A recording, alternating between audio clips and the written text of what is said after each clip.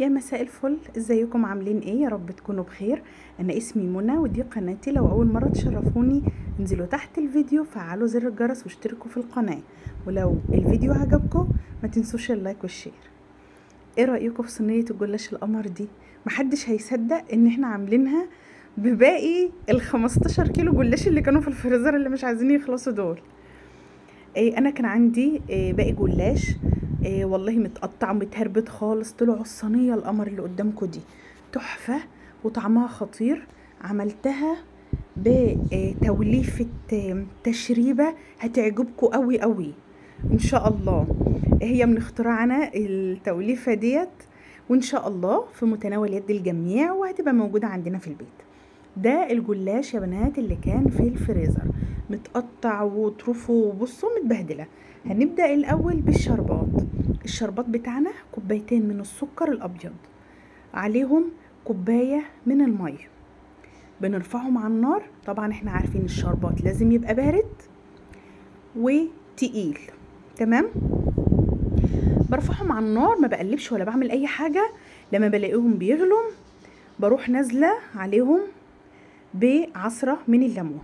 في خلال ما هم على النار هجيب صينية، يعني مقاس الصينية هيبقى تبع كمية الجلاش. هي كمية الجلاش ديت اخدت صينية دي تقريبا مقاس 25.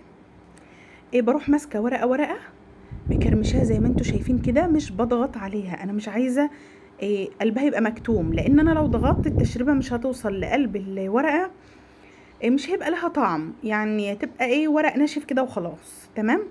فاحنا هنكرمشها ونحطها كده في الصينيه، نرصها جنب بعضها وما نضغطش قوي. هنخلص الكميه بتاعتنا في الصينيه، تمام كده يا بنات. طبعا الشربات بتاعي غلي وهو بدأ يتقل، بنزل عليه بنص ليمونه، تمام.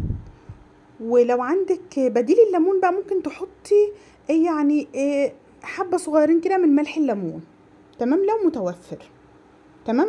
برفعها تاني على النار بالظبط 3 دقايق وخلاص بنزلها. طبعا بضيف الفانيليا وبسيبها بقى تبرد خالص. لازم تبرد تماما قبل ما اسقي بيها الجلاش.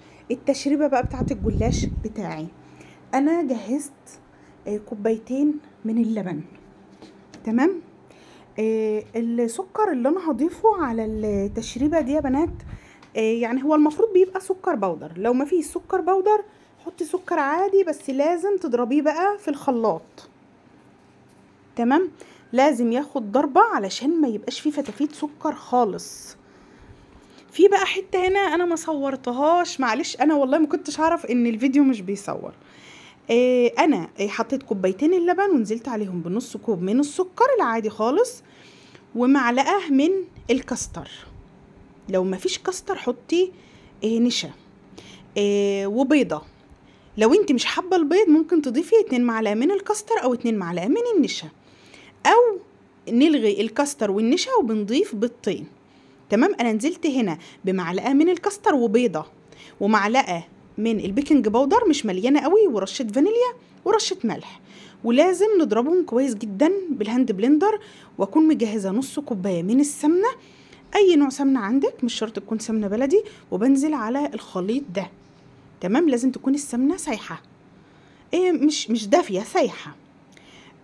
خلاص كده يا بنات، انا ضربت التشريبة بتاعتي، والسمنة بقى بنزل بيها على الخليط نفسه مش على الصينية، وبديه ضربة تاني بالهاند بلندر، تمام.